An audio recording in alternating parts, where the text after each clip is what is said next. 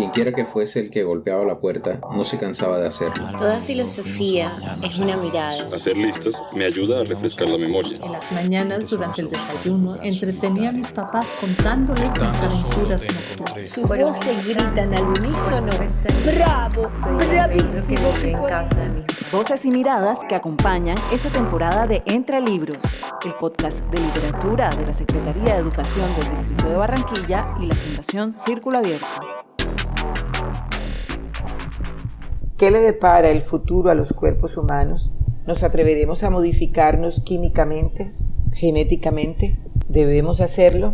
Si nos modificamos, ¿para qué utilizaremos nuestros nuevos cuerpos? Bajo la conducción de Camilo Augusto Pineda, estos son los interrogantes que nos plantea este episodio de Entre Libros, de la mano de escritoras como Yadira Álvarez Betancourt, Nalo Hopkinson, Octavia Butler, entre otros. Veremos posibilidades y peligros de la manipulación biológica de la naturaleza y lo humano, de propósitos nobles y no tan nobles. La elección es nuestra. Frágiles sonidos de un cuerpo que muta y que se transforma, en el espacio y en el tiempo, y en las generaciones. Frágil, sonoro. Los niños eternos, de la escritora cubana Yadira Álvarez Betancourt, publicado en el año 2017. Solo quedaba esperar a que ellos llegaran. Y no eran aterradores, al menos no todos lo eran. Había de todo tipos, afectuosos, reservados, hasta simpáticos los había, malditos fueran. La única característica que los igualaba en su exterior era el color de la mirada, un característico bermejo, como bayas a punto de fermentarse, entronizadas en las cuencas, sin dejar de una línea de blanca córnea. Y todos exhalaban el mismo aliento de horror, de bestias entrenadas para matar, pacíficas en la superficie e imbuidas subterráneamente de un poder telúrico, capaz de explotar en abismos de brutalidad. Monstruos con forma infantil, asusados por la química. Una vez las mujeres tuvieron limpio el pescado y preparado todo para cocinar, primera esposa comenzó a vigilar el camino cada vez más ansiosa. Segunda esposa lo notó, pero no fue hasta el mediodía que se acercó a la otra. No llegarán tan temprano, Susurró mientras cortaba rabanitos para el almuerzo. seguro que la otra familia los ha demorado un poco. No seas estúpida. No creo que nadie los demore en su casa ni les regale una larga despedida. No te engañes, nadie los quiere bajo su techo. Les temen. Esos estaban cuando las sombras cayeron bajo su vista. Esperó que fueran delirios de cansancio en los ojos antes de decidirse a levantar la cabeza. Allí estaban. Bienvenidos a casa. Sí, bienvenidos a casa. Eran dos, nunca eran más de dos. A veces venía uno solo y se sabía por su atroz soledad que había perdido a su compañero en quién sabe qué espantosa batalla. Estaba prohibido preguntarles qué familia los había acogido antes, y si se encontraban con alguien que los hubiera hospedado en su casa, también estaba prohibido que ese alguien demostrara reconocimiento. Nadie debía preguntar sus nombres, solo se les podía llamar hijo o hija, y debían tratárseles con toda consideración pero sin excesos, sin mimos. No eran huéspedes, eran niños eternos del ejército de los viejos, y como tal debían ser tratados. Primera esposa los conocía bien. En toda su vida como dueña de casa, desde que contrajo matrimonio con el padre de su hija perdida, había acogido a unos 30 de ellos, a razón de 2 a 7 por año. Casi nunca los mismos, descontando las raras excepciones a las que había llamado en secreto Mina, Riz y Falia. 2 chicos y un chico que vinieron más de una vez. Mina y Riz juntos una vez, luego por separado con otros. Y Filia 2 veces con distintos compañeros y una vez sola. Unos se quedaban por días, otros por semanas, otros por meses. Dormían bajo su techo, comían de su comida y jugaban. Reían y trabajaban. Por un tiempo eran como parte de la familia, otros hijos, pero su lealtad era con el ejército de los viejos. Si la familia que los había acogido cometía algún tipo de traición a las leyes y acuerdos, aquellas pacíficas criaturas podían transformarse en máquinas de matar. o simplemente delatar a los traidores a las autoridades pertinentes, y ejecutar el castigo sin importar que las manos que se cortaban les dieron antes de comer, o que el cuello que rebanaban sostenía la cabeza de alguien conocido que pudo ser amado al menos en apariencia. Primera esposa no confiaba en ninguno, porque además de todas aquellas singularidades, los niños eternos habían llevado a su hija Filary, y esa pérdida además había matado a su primer esposo, dejándolo a ella viuda y huérfana, como si la guerra en la que los niños eternos debían prepararse para mantener al pueblo protegido se hubiera librado entre los muros de su propia casa. Segunda esposa había visto de cerca menos de esos muchachos que la otra, pero no confiaba en ellos mucho más. Había viajado y sido huésped en incontables casas, vagando como cantante nómada de pueblo en pueblo. En todas partes los vio, inclinados en los surcos con sus padres adoptivos temporales, jugando con sus falsos hermanos, sentados alrededor de una mesa familiar como sobras anónimas. No era apreciable el movimiento en aquellos ojos de vermellón. Alesta oculta la pupila en la niebla púrpura que producía la adicción a las drogas que el ejército de los viejos prescribía a sus jóvenes adeptos. Por eso no era posible ver hacia qué miraban. Segunda esposa los llamaba secretamente niños muertos, y sentí una mezcla extraña de aprensión y piedad.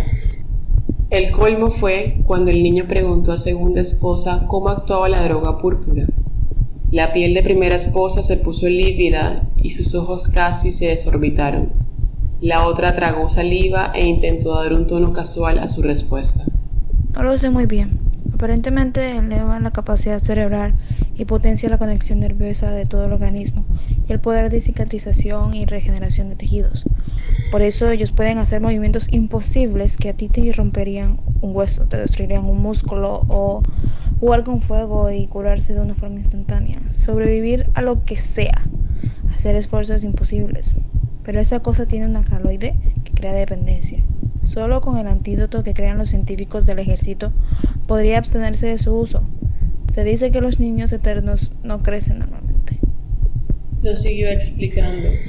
No quiso hablar de los rumores que corrían sobre el proceso de fabricación de la droga púrpura, que supuestamente se sintetizaba a partir de una materia prima singular, tejido nervioso y linfa extraídos a los cadáveres de adictos. Los cuerpos de los soldaditos de ojos vermellón servían a un último propósito de perpetuar el dominio del ejército de los viejos. Ni que la única forma aparentemente de vencer a un niño eterno era privarlo de su droga. Las existencias de la cosa permanecían bien guardadas en una bolsa especial que los niños eternos tenían implantada en la parte inferior de cada muslo, bajo la piel. Cada año los depósitos eran cargados y a partir de entonces solo se liberaba una microscópica dosis en el torrente sanguíneo, directo en la arteria femoral, cada vez que disminuía el nivel de droga en la sangre. Había muchas teorías, pero segunda esposa no quería conocer ninguna. Cada una era más repugnante que la anterior y elevaba en ella esa sensación de desconfianza, lástima y temor que le provocaban aquellos soldados monstruosos. Basta de hacer preguntas idiotas. Son temas de adultos y las preguntas sobre los niños eternos están prohibidas. ¿Quieres que tus padres sean castigados por tu desobediencia? El niño movió la cabeza a un lado y a otro, asustado. Menos mal. Entonces no me vengas con eso de nuevo.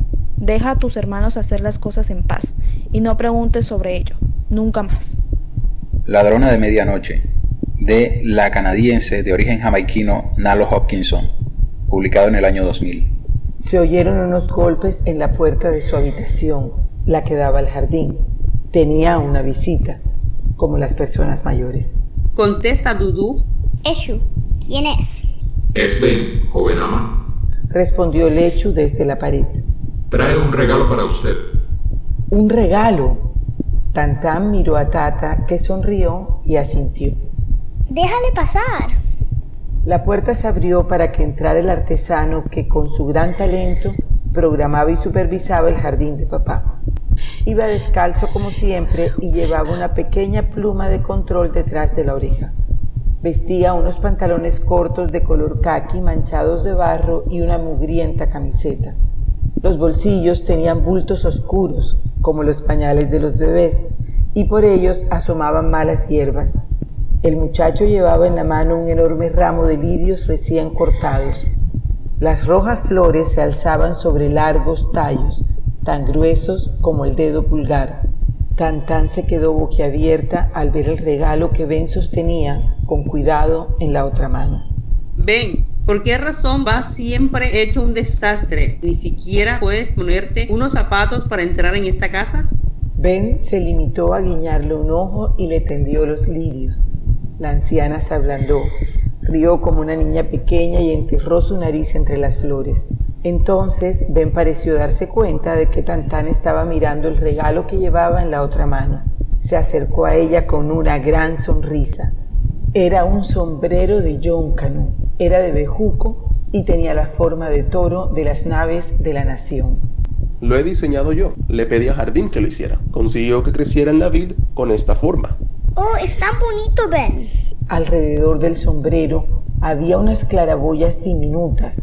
En un lateral se leían las palabras Corporación Merry Show, Estrella Negra, línea 2, que habían sido grabadas en una hoja de vid seca. Mira por las claraboyas. Tantán tuvo que cerrar un ojo para poder ver por uno de los agujeros. Veo personitas, estando menos uniteras. Ya hay una pequeña guardería con un profesor y algunos niños. Y veo el puente con el capitán y la tripulación. Así fue como llegamos a Tuzán, pequeña. Y mira. Ben sacó 6 velas de un bolsillo y las metió en unos huecos que había a lo largo del anillo de la nave.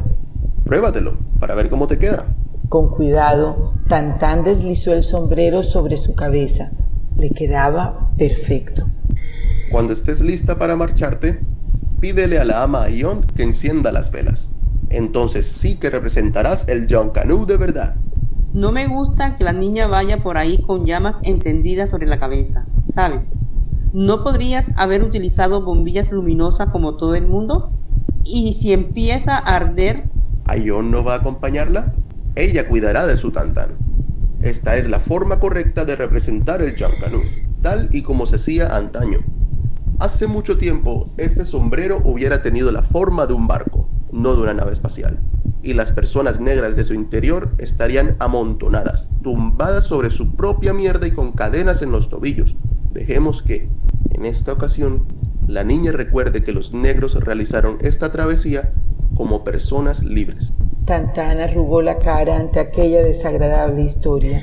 Un día, en la guardería, la profesora les había cantado aquel relato y Vashti y yo y Espalda de Cangrejo se habían asustado, y ella también. Durante diversas noches tuvo pesadillas en las que la encerraban en un espacio diminuto y no podía moverse. Se despertaba gritando y el Eshu tenía que calmarla. Tata mandó a callar a Ben de inmediato. Ahora silencio, no asuste a la niña con tus viejas historias. De acuerdo. De todas formas, ya va siendo hora de que vaya a vestirme. Esta noche, fiesta. Rosene y yo bailaremos hasta el amanecer. Uy, cuando te pongas el sombrero, tienes que andar lo más recta y erguida que puedas, ¿de acuerdo? Esta noche vas a ser la reina del desfile.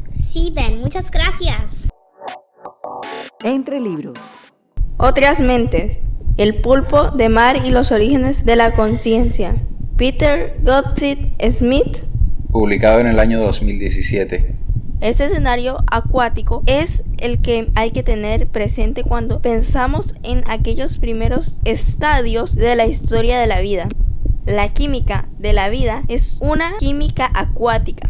Podemos apañárnoslas en la tierra solo porque llevamos en nosotros una cantidad enorme de agua salada. Y muchos de los pasos evolutivos que se hicieron en estas fases tempranas, los que dieron orígenes a los sentidos, al comportamiento y a la coordinación, habrían dependido del movimiento libre de las sustancias químicas en el mar. Encuentro con el pulpo. Me encuentro en medio de un jardín de esponjas sobre el fondo marino, alfombrado con grumos de aspecto de arbustos. Las esponjas de color naranja esponja vivo, enredado en una de esas esponjas y el alga grisácea que la rodea. Hay un animal del tamaño aproximado de un gato. Sin embargo, su cuerpo parece estar en todos lados y en ninguno. Gran parte del animal parece no tener una forma definida. Solo pude reparar en la cabeza pequeña y los 2 ojos. A medida que me abro paso alrededor de la esponja, lo mismo hacen estos ojos. Mantienen su distancia, mantienen un lado de la esponja entre los dos. Su color casa exacta perfectamente con el del alga que los rodea, excepto una parte de su piel está plegada en el minúsculo pico de forma de torre, y la punta de estos picos hacen juego casi con la misma exactitud con el color naranja de la esponja. Sigo rodeando su lado de la esponja y al fin el animal levanta la cabeza y sale disparado inmediatamente, propulsión a chorro. Los cefalópodos son una isla de complejidad mental en el mar de los animales invertebrados, puesto que nuestro antepasado común más reciente era tan simple y se sitúa tan atrás en el tiempo. Los cefalópodos construyen un experimento independiente en la evolución del cerebro grande y de un comportamiento complejo. Sí podemos tener contacto con los cefalópodos, no es debido al parentesco, sino porque la evolución construyó mentes 2 veces. Esto es quizás lo más cerca que estaremos de encontrar inteligencia alienígenas en la Tierra. Sin embargo, no es en verdad una alienígena. La Tierra y sus océanos nos hicieron a ambos. Todos los cerebros de los vertebrados poseen una arquitectura común. Cuando el cerebro de un vertebrado se compara con el de los pulpos, todo puede ocurrir. No existe una correspondencia de una parte a otra entre las diferentes partes de su cerebro y las del nuestro. De hecho, los pulpos ni siquiera han agrupado la mayoría de las neuronas dentro de su cerebro. La mayoría de las neuronas se encuentran en sus brazos. Visto esto, la manera de deducir lo listos que son los pulpos es observar qué pueden hacer. Lo que más me intriga es la capacidad de los pulpos para adaptarse a las circunstancias nuevas e insólitas como el confinamiento en un laboratorio y hacer que los aparatos que los rodean sirvan a sus propios propósitos de pulpo. Gran parte del sistema nervioso de los cefalópodos no se encuentra dentro de su cerebro, sino que está disperso por el cuerpo. En un pulpo la mayoría de las neuronas se hallan en los brazos, casi el doble de las que hay en el cerebro central. Los brazos tienen sus propios sensores y controladores. No solo poseen el sentido del tacto, sino que también la capacidad de percibir sustancias químicas, de oler o de gustar. ¿Cómo se relaciona el cerebro del pulpo con sus brazos? Algunos estudios del comportamiento insinuaban que los pulpos ni siquiera podían percibir la pista de dónde podía estar su propio brazo. Los brazos daban la impresión de estar curiosamente divorciados del cerebro, al menos en el control de movimientos básicos. Cuerpo incorpóreo. Los pulpos poseen una personificación diferente, lo que tiene consecuencias para su diferente tipo de psicología. Estoy de acuerdo con este último punto. Sin embargo, los postulados del movimiento de la cognición personificada no encaja realmente bien con la extraña manera de ser de los pulpos. Los defensores de la cognición personificada suelen decir que la forma y la organización del cuerpo codifica la información. Sin embargo, esto requiere que exista una forma del cuerpo y la del pulpo resulta menos fija que la de otros animales. El mismo animal puede estar erguido sobre sus brazos, introduciéndose en el agujero un poco mayor que su ojo, convertirse en un misil aerodinámico o plegarse sobre sí mismo para encajar dentro de un frasco. En el caso del pulpo, no es un cuerpo en vez de cerebro, a la que se suele destacar en las discusiones sobre cognición personificada. En un pulpo, el sistema nervioso es su conjunto constituyente un objeto más relevante que el cerebro. No queda claro dónde empieza y dónde termina el cerebro propiamente dicho, y su sistema nervioso recorre todo el cuerpo. El pulpo está bañado de nerviosidad. El cuerpo en él no es una cosa separada, controlada por el cerebro o el sistema nervioso. El pulpo, en efecto, posee una personificación diferente, pero tan insólita que no encaja en ninguna de las teorías utilizadas en esta área. Los pulpos, en un cierto sentido, son despersonificados o incorpóreos. Estos términos parecen ser equivalentes a inmateriales, que desde luego no es lo que tengo en mente. Poseen un cuerpo, que es un objeto material. Sin embargo, el propio cuerpo resulta proteico, todo posibilita. No tiene ninguno de los costes y ganancias de un cuerpo limitado y que guía la acción. Los pulpos viven fuera de la visión común entre cuerpo y cerebro. Fragmentos de Amanecer y Ritos de Madurez, publicados en 1987 y 1988 respectivamente, de la escritora estadounidense Octavia Butler, parte de la serie Xenogénesis. Viva, de nuevo. El despertar fue duro como siempre, el más definitivo de los desencantos. Era toda una lucha solo lograr inspirar el aire suficiente como para borrar la pesadilla de la sensación de asfixia.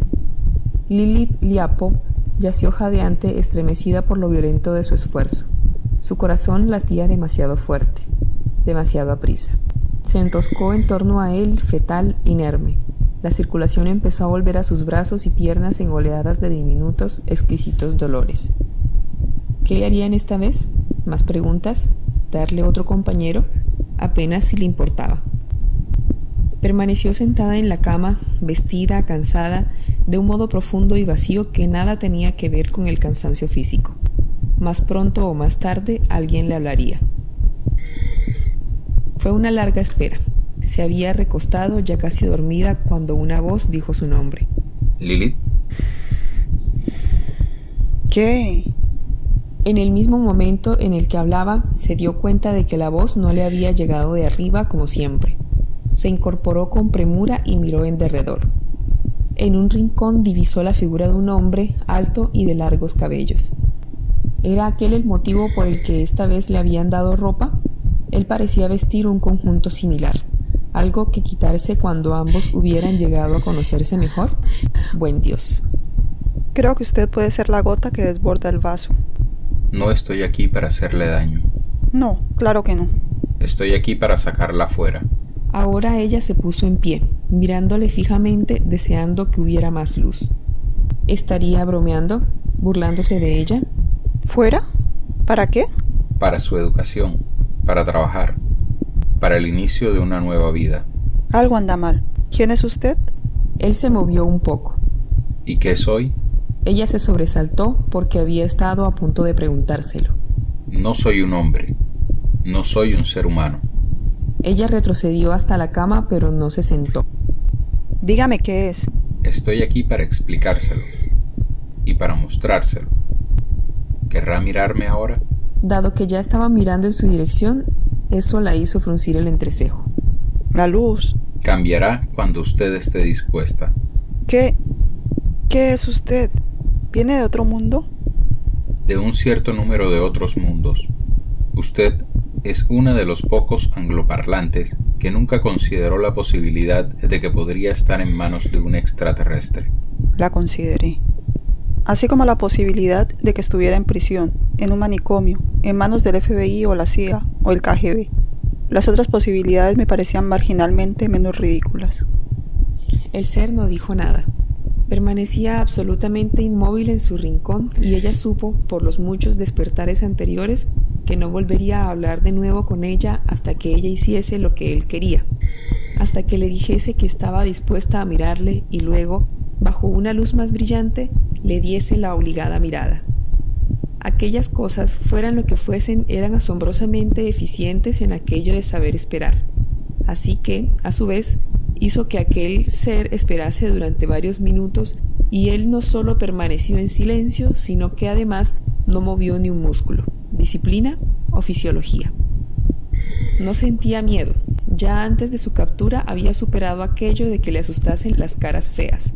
Lo que sí la asustaba era lo desconocido, pero prefería acostumbrarse a cualquier número de caras feas a permanecer en su jaula. Muy bien, veámoslo.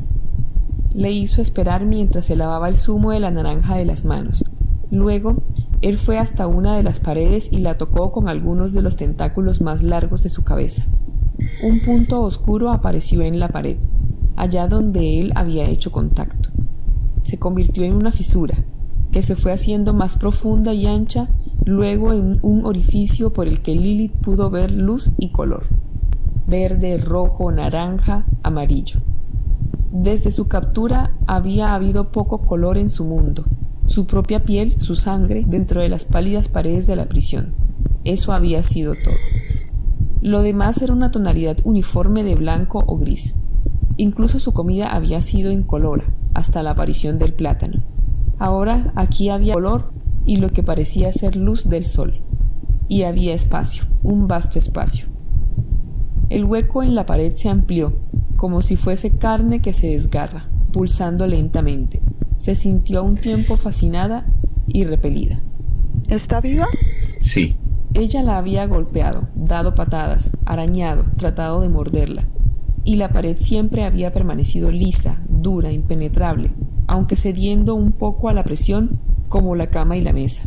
Había tenido un tacto como de plástico, fría bajo sus dedos. ¿Qué es? Carne, más parecida a la mía que a la de usted.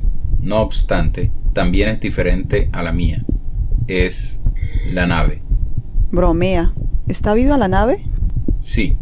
Salga. Afuera había demasiado espacio. Los colores que había visto eran delgadas hojas parecidas a cabellos y redondos frutos del tamaño de cocos, aparentemente en distintos estadios de desarrollo. Todo ello colgaba de grandes ramas que daban sombra a la nueva salida. Tras ella se veía un amplio campo abierto, con árboles dispersos, unos árboles imposiblemente grandes, colinas distantes y un brillante cielo marfileño sin sol.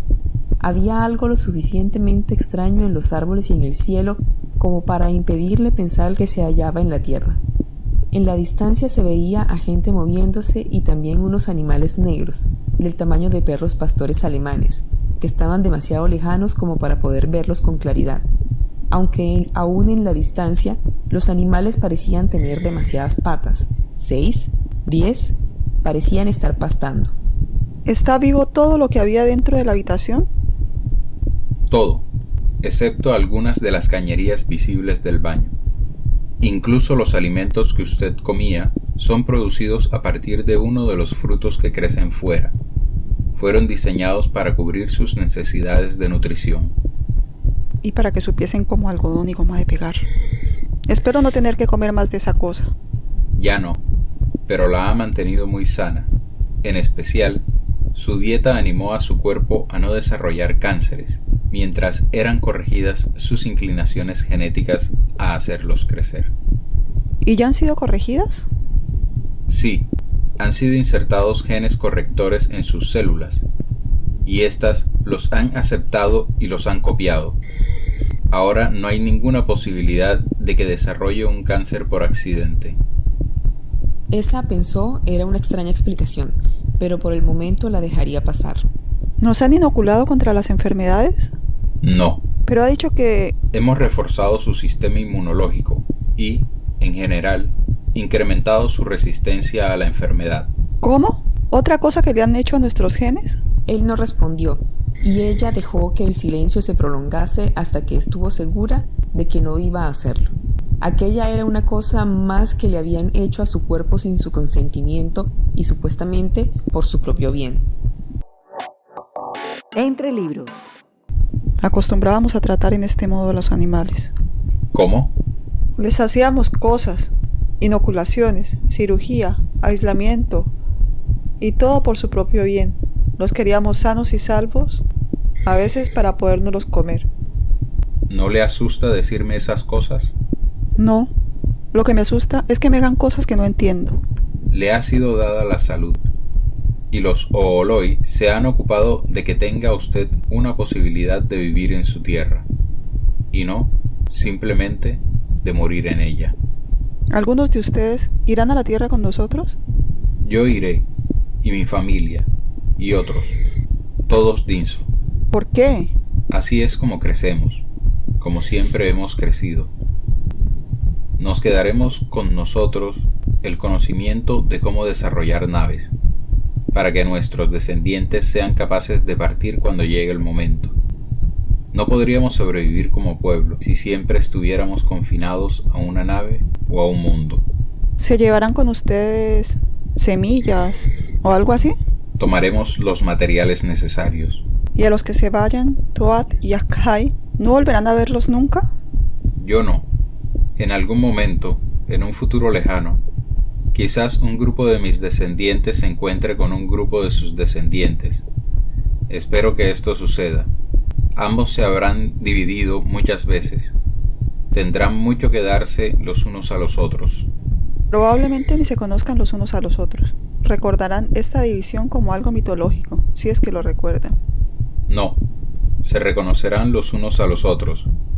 La memoria de una división es pasada de unos a otros de un modo biológico. Yo recuerdo todas y cada una de las que han tenido lugar en mi familia, desde que abandonamos nuestro mundo natal. ¿Y recuerda su mundo natal? Quiero decir, ¿podrían volver a él si lo deseasen? ¿Volver? No, Lilith. Esa es la única dirección que nos está cerrada. Ahora, este es nuestro mundo. Ahora había muchos árboles y ella pudo ver a gente entrando y saliendo de los troncos, desnudos Oankali de color gris, con todo su cuerpo tentaculado, algunos con 2 brazos, otros, cosa alarmante, con 4, pero ninguno con nada que pudiera reconocer como órganos sexuales. Quizá alguno de los tentáculos o de los brazos extra tuvieran una función sexual. Examinó cada grupo de Oankali buscando humanos, pero no vio ninguno. Ni un solo Oankali se acercó a ella, ni tampoco ninguno pareció prestarle la menor atención. Algunos de ellos, descubrió con estremecimiento, tenían tentáculos cubriéndoles cada centímetro cuadrado de su cabeza, por todas partes. Otros tenían tentáculos formando masas extrañas y irregulares. Ninguno tenía nada parecido a la tan humana disposición de los Hidaya. Tentáculos colocados para parecer ojos, orejas, cabello. El trabajo de Hidaya con los humanos había sido aconsejado por la casual distribución de los tentáculos de su cabeza, o estos habían sido alterados de modo quirúrgico o de alguna otra manera para hacerle parecer más humano. ¿Por qué no pueden regresar a su mundo? Aún existe, ¿no? Nos fuimos hace rato, dudo que aún exista. ¿Por qué se fueron? Era una matriz. Para nosotros había llegado la hora de que naciéramos. Había humanos que pensaban así, justo hasta el mismo momento en que fueron disparados los misiles. Gente que creía que el espacio era nuestro destino. Yo misma lo creía. Lo sé. Aunque, por lo que me han dicho los Ooloi, su gente no podría haber cumplido con ese destino. Sus propios cuerpos eran un estorbo. ¿Nuestros cuerpos? ¿Qué quiere decir con eso? Hemos estado en el espacio y no había nada en nuestros cuerpos que nos impidiese. Sus cuerpos tienen fallos fatales. Los Ooloi lo percibieron de inmediato. Al principio les costaba mucho tocarles. Ahora cuesta que les dejen a ustedes en paz. ¿De qué me está hablando? Tienen ustedes un par de características genéticas disparejas. Cualquiera de ellas, por sí sola, podría haberles sido útil. Habría ayudado a la supervivencia de su especie. Pero las dos juntas resultan fatales. Era solo cuestión de tiempo hasta que les matasen.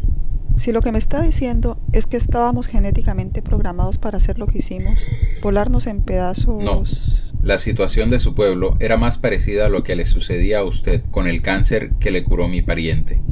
La doctora humana dijo que, aunque hubiesen sido los médicos humanos los que lo hubieran descubierto y extirpado en ese momento, usted se hubiera recuperado y vivido bien. Quizás hubiera pasado el resto de su vida libre de esa enfermedad, aunque dijo que ella la hubiera hecho someterse a revisiones periódicas. Eso es algo que no hubiera tenido ni qué decirme, visto mi historial familiar. Sí, pero ¿y si no hubiera reconocido usted lo significativo que era su historial familiar? ¿Y si ni nosotros ni los humanos hubiésemos descubierto ese cáncer? Supongo que era maligno. Naturalmente. Entonces, supongo que al final me hubiera matado. Sí, lo hubiese hecho. Y su gente estaba en una situación similar. Si hubieran sido capaces de percibir y resolver su problema, hubieran sido capaces de evitar su destrucción. Naturalmente, hubieran debido de tener la precaución de reexaminarse periódicamente. Pero, ¿cuál era el problema? Dice usted que teníamos dos características incompatibles. ¿Cuáles eran? Son ustedes inteligentes. Esa es la más reciente de las dos características, y la que podrían haber utilizado para salvarse. Potencialmente, son ustedes una de las especies más inteligentes que hemos encontrado, aunque su enfoque es diferente al nuestro. No obstante, tuvieron una buena actuación en las ciencias de la vida, e incluso en la genética. ¿Y cuál es la segunda característica? Son ustedes jerárquicos. Esa es la característica más antigua y más atrincherada en ustedes. La vimos tanto en sus más cercanos parientes animales como en los más lejanos. Es una característica terrestre. Y, cuando la inteligencia humana se puso a su servicio, en lugar de guiarla, cuando la inteligencia humana ni siquiera la reconoció como un problema, sino que se enorgulleció de ella o no la tuvo ni en cuenta, eso fue como ignorar al cáncer. Creo que su gente no se dio cuenta de lo peligroso que era lo que estaban haciendo. No creo que la mayoría de nosotros pensásemos en eso como un problema genético. Yo no lo hice, ni estoy segura de hacerlo ahora. Sus pies habían comenzado a dolerle de caminar tanto rato por aquel terreno desigual. Deseaba dar por terminados tanto el paseo como la conversación. Esta última le hacía sentirse incómoda, y Daya sonaba muy creíble. Sí, la inteligencia le permite a usted negar hechos que no le gustan, pero su negativa no importa. Un cáncer que crece en el cuerpo de alguien seguirá creciendo, aunque ese alguien lo niegue, y una compleja combinación de genes que funcionan juntos para hacerles inteligentes al mismo tiempo que jerárquicos, seguirá lastrándoles, lo reconozcan o no. No creo que sea tan sencillo, simplemente uno o dos genes malos. No es sencillo, y no son simplemente uno o dos genes, son muchos, el resultado de una complicada combinación de factores, que solo empieza con los genes. Se detuvo y dejó que los tentáculos de su cabeza se moviesen para indicar un irregular círculo de grandes árboles. Mi familia vive ahí. Dígame lo que quiere de mí y lo que quiere de mi pueblo. Ya le he dicho mucho. Dígame el precio, Hadaya. ¿Qué es lo que quieren? ¿Qué nos quitará su gente a cambio de habernos salvado? Usted vivirá. Su pueblo vivirá. Tendrán su mundo de nuevo. Ya tenemos mucho de lo que queremos de ustedes. Su cáncer, en particular. ¿Cómo? Los Oloi están muy interesados en él. Sugiere habilidades que nunca antes habíamos podido intercambiar con éxito. ¿Habilidades? ¿En el cáncer? Sí, los Oloi ven grandes posibilidades en él. Así que el intercambio ya nos ha dado frutos. Pues pueden quedárselo. Pero antes, cuando le pregunté, me dijo que negociaban con ustedes mismos. Sí, negociamos con la esencia de nosotros mismos, nuestro material genético por el de ustedes. ¿Cómo? Quiero decir, no puede estar hablando usted de cruces entre las razas. Naturalmente que no. Hacemos lo que ustedes llamarían ingeniería genética. Sabemos que también ustedes habían empezado a experimentar un poco, pero es algo que aún era poco corriente. En nosotros es una cosa natural. Debemos hacerlo. Nos renueva. Nos permite sobrevivir como una especie de evolución, en lugar de especializarnos hasta caer en el estancamiento o la extinción. Hasta cierto punto, todos lo hacemos de un modo natural. La reproducción sexual... Los Ooloi lo hacen por nosotros. Tienen órganos especiales para ello, y también lo pueden hacer por ustedes. asegurarse de que haya una buena mezcla de genes, viable. Forma parte de nuestra reproducción, pero es mucho más deliberado de lo que haya logrado hasta el momento cualquier pareja de humanos apareados. Nosotros no somos jerárquicos, ¿comprende? Nunca lo fuimos, pero somos poderosamente adquisitivos. Adquirimos nueva vida. La buscamos, la investigamos, la manipulamos, la organizamos, la utilizamos. Tenemos el impulso de hacer esto, dentro de una minúscula célula dentro de otra célula, una diminuta organela que hay dentro de cada célula de nuestro cuerpo. ¿Me entiende? Comprendo sus palabras. Sin embargo, su significado es tan raro para mí como lo puede ser usted. Así es como nosotros percibíamos al principio sus impulsos jerárquicos. Uno de los significados de Oankali es comerciante de genes. Otro es el nombre de esa organela, la esencia de nosotros mismos, nuestro origen. Debido a esa organela, los Ooloi pueden percibir el ADN y manipularlo con precisión. ¿Y esto lo hacen dentro de sus cuerpos? Sí. ¿Y ahora están haciendo algo con el cáncer dentro de sus cuerpos?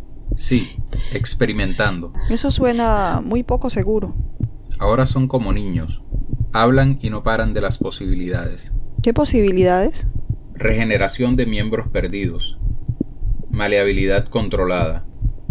Los Oankalis del futuro podrían ser mucho menos temibles para sus potenciales clientes si son capaces de remodelarse antes del contacto, para parecerse más a la otra parte. Incluso una longevidad incrementada, aunque, comparado con lo que ustedes están acostumbrados a vivir, nosotros ya vivimos muchísimo. Y todo eso a partir del cáncer. Quizás. A los Ooloi los escuchamos cuando dejan de hablar tanto. Es entonces cuando nos enteramos de cómo van a ser nuestras siguientes generaciones. ¿Eso se lo dejan a ellos? ¿Son ellos quienes lo deciden? Ellos nos muestran las posibilidades comprobadas. Decidimos entre todos. Trató de llevarla hacia el bosque de su familia, pero ella no avanzó. Hay algo que necesito entender ahora. Usted lo llama intercambio.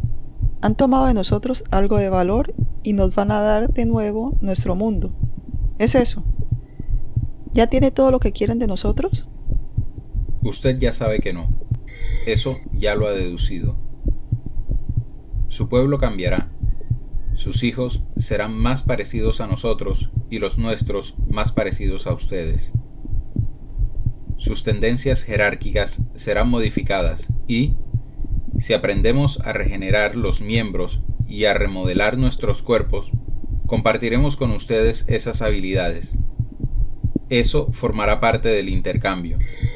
El saldo es aún a su favor.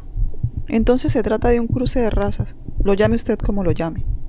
Es lo que he dicho que era, un intercambio. Los Ooloi harán cambios en sus células reproductoras antes de la concepción, y luego controlarán esta. ¿Cómo? Cuando llegue el momento, los Ooloi se lo explicarán. ¿Qué es lo que harán con nosotros? ¿Qué es lo que serán nuestros hijos? Diferentes, como ya he dicho.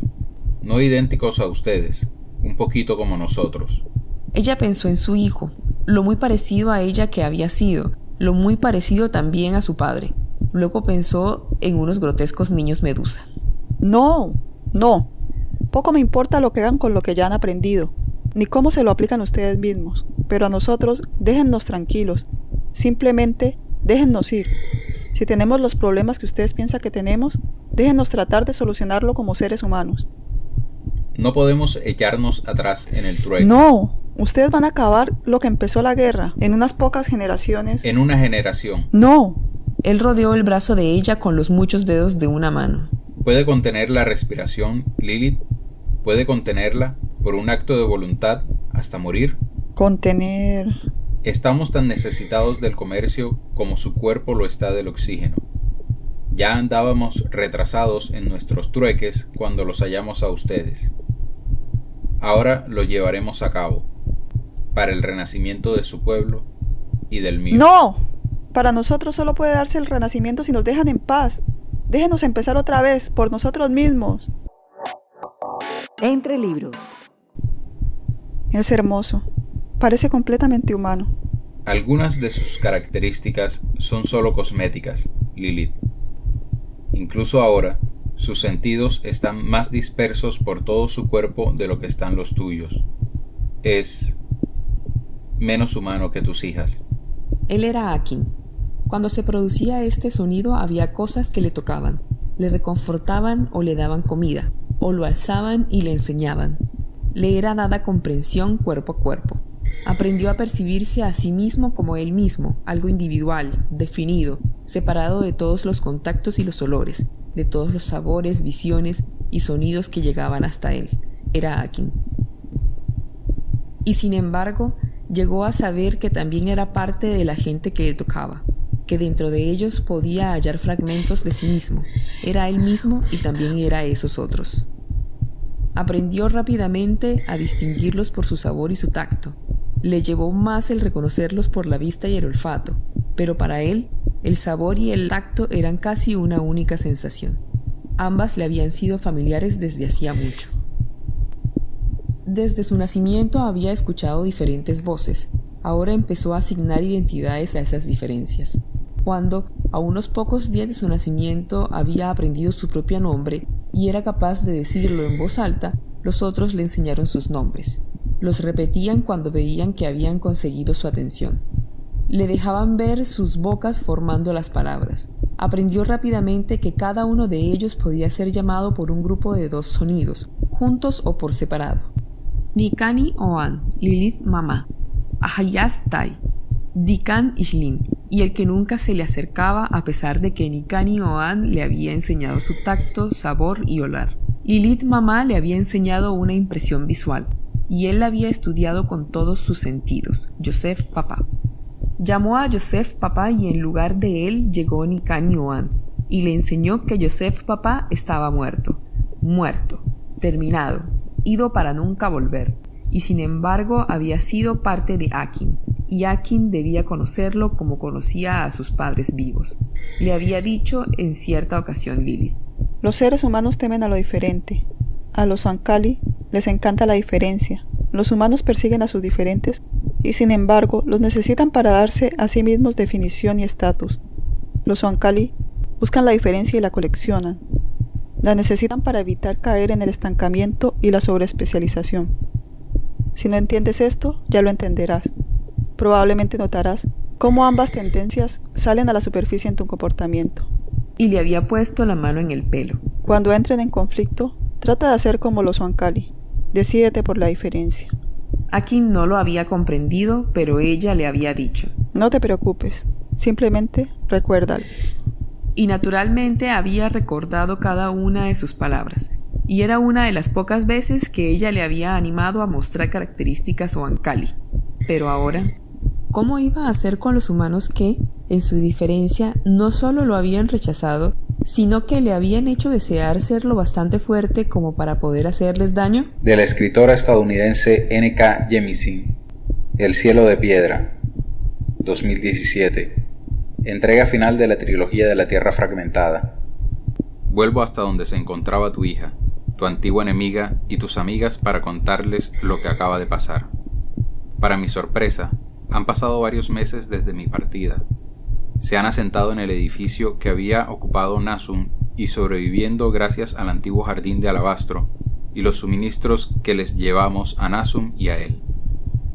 No serán suficientes a largo plazo, claro, aunque lo han complementado muy bien con cañas de pescar improvisadas, trampas para pájaros y unas algas secas comestibles. Toki parece haber descubierto la manera de cultivar en la orilla del agua. Qué ingeniosas son estas personas modernas, pero cada vez queda más claro que tendrán que regresar pronto a la quietud si quieren seguir con vida. Encuentro a Nasum, quien está sentada sola en el pilón. Tu cuerpo sigue en el mismo lugar donde cayó, pero alguien te ha colocado unas flores frescas y silvestres en la mano que te quedaba. Reparo que al lado hay otra mano, que se abre en un gesto de ofrecimiento y que está junto al muñón de tu brazo. Es demasiado pequeña para ti, pero lo ha hecho con buenas intenciones. La chica no habla un buen rato después de que yo haya aparecido, y descubre que eso me agrada. Los suyos hablan mucho, pero es mucho tiempo en silencio y hasta yo empiezo a impacientarme un poco. Cambio de posición y voy al pie de las escaleras. Nasun se sobresalta, mira alrededor y descubre que te he cogido en brazos. También he cogido su antigua mano, porque nuestros hijos siempre forman parte de nosotros. Se pone en pie, y por un instante me siento incómodo, pero no hay infelicidad en su rostro, solo resignación. Espero durante un momento, o un año, para ver si quiere decirte algo a tu cadáver, para despedirse. Pero dice: no sé qué será de nosotros a partir de ahora. ¿Nosotros? Los orógenes. La estación en la que nos encontramos durará un tiempo, aunque se haya sofocado la hendidura. Sobrevivir requerirá la cooperación entre mucha gente diferente, y la cooperación da lugar a oportunidades. No habrá más fulcros. Creo estaban equivocados, pero no sé cómo vamos a... Los fulcros estaban equivocados. ¿Qué? Apresar a los orógenes nunca fue la única opción para consolidar la seguridad de la sociedad.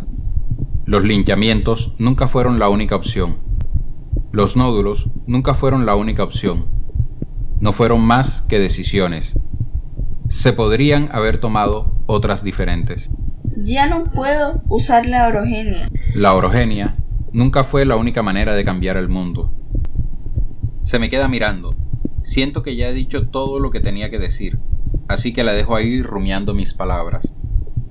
Me dirijo a la estación de la ciudad y cargo el beimo con la magia suficiente para el viaje de vuelta a la quietud. Nasun y los suyos aún necesitarán viajar durante meses o más para llegar a Renanis desde las Antárticas. La estación empeorará mientras viajan, porque ahora tenemos luna. Pero son parte de ti. Espero que sobrevivan. Cuando se ponen en camino, vengo aquí, al centro de la montaña que hay debajo de Núcleo Base, para ocuparme de ti. No hay ningún camino marcado para iniciar el proceso. La Tierra, que para honrar las buenas relaciones dejaré de llamar Asiaga, nos reordenó al instante, pero muchos de los nuestros ya tienen la habilidad suficiente como para replicar esa reordenación sin un prolongado periodo de gestación. Aún así, he descubierto que la velocidad puede tener resultados inesperados. Puede que Alabastro, como lo llamarías tú, no se recuerde a sí mismo hasta dentro de unos siglos, o que nunca llegue a hacerlo. Pero tu caso tiene que ser diferente. Te he traído aquí. He vuelto a ensamblar la sustancia arcana pura de tu ser y reactivado el entramado que debería preservar la esencia primordial de tu personalidad. Perderás algunos recuerdos. Los cambios siempre se llevan algo por delante. Pero te he contado esta historia y he preparado lo que queda de ti para que recuerdes lo máximo posible de tu pasado. Que sepas que no quiero modelarte de ninguna manera en concreto. De ahora en adelante, podrás ser quien quieras ser. Pero necesitas saber de dónde vienes para poder saber a dónde vas. ¿Lo entiendes? Y si decides abandonarme, lo asumiré. He pasado por cosas peores.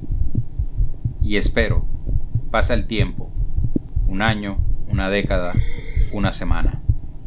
La cantidad es indiferente.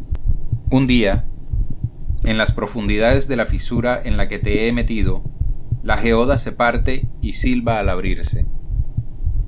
Te pones en pie entre sus mitades, y la materia que te conforma empieza a sentarse y a enfriarse para alcanzar su estado natural. Me pareces bonita, creo, con rastas que parecen cabos de jaspe, la piel de un mármol de color ocre y veteado con muescas que parecen arrugas alrededor de la boca y los ojos. Y también unas capas estratificadas que te sirven de vestimenta. Me miras y te devuelvo la mirada. Luego preguntas, con una voz que resuena como la que tuviste en el pasado. ¿Qué es lo que quieres? Tan solo estar contigo. ¿Por qué? Cambio de postura a una más humilde, con la cabeza gacha y una mano en el pecho. Porque así es como uno sobrevive a la eternidad, o al paso de unos pocos años, con amigos, con familia, avanzando con ellos, adelante. ¿Recuerdas la primera vez que te lo dije? Cuando estabas desesperada por resarcir el daño que habías provocado. Quizás tu posición también cambia. Ahora tienes los brazos cruzados y gesto escéptico. Me resulta familiar. Intento no albergar esperanzas, pero fracaso estrepitosamente. Amigos, familia, ¿qué soy para ti? Ambas cosas y más. Estamos por encima de las definiciones. ¿Qué quieres tú? Te lo piensas. Oigo el lento y regular batir del volcán, abajo en las profundidades.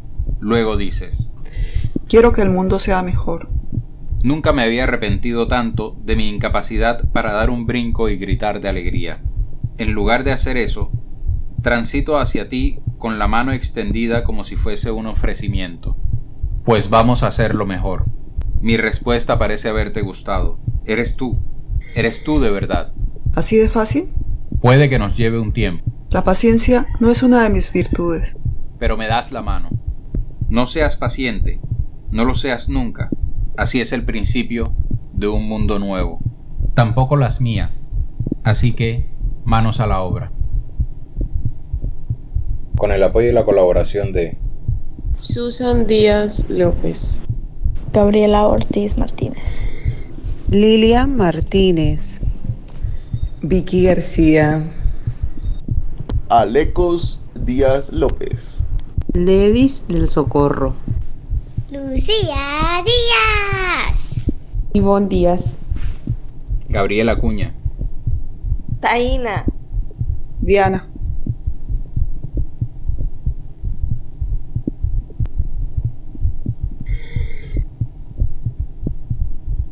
Te invitamos a interactuar con Entre Libros al chat de WhatsApp 304-605-6253. Entre Libros, el podcast de literatura de la Secretaría de Educación del Distrito de Barranquilla y la Fundación Círculo Abierto.